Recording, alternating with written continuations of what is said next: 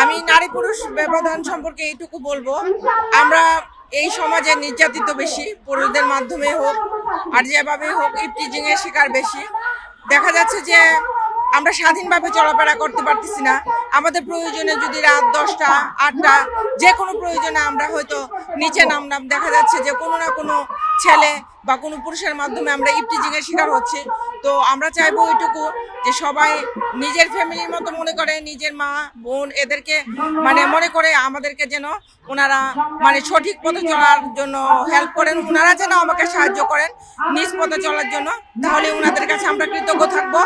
আর এগুলি স্লোগান সবকিছু দিয়ে দোষ থামানো যাবে না, আসলে সমস্তটাই থিঙ্কিং এর উপরে নির্ভর করে। আপনাদের মানবিকতা, আপনাদের মানসিকতার উপরেই আমাদের সবকিছু নির্ভর করে। তো আমরা চাইবো এইটুকু যে আপনারা আমাদেরকে সর্বাধিকভাবে সাহায্য করবেন চলার পথে এবং সংসারের পথেও যেন আমরা সঠিকভাবে চলতে পারি এবং ভালোভাবে থাকতে পারি।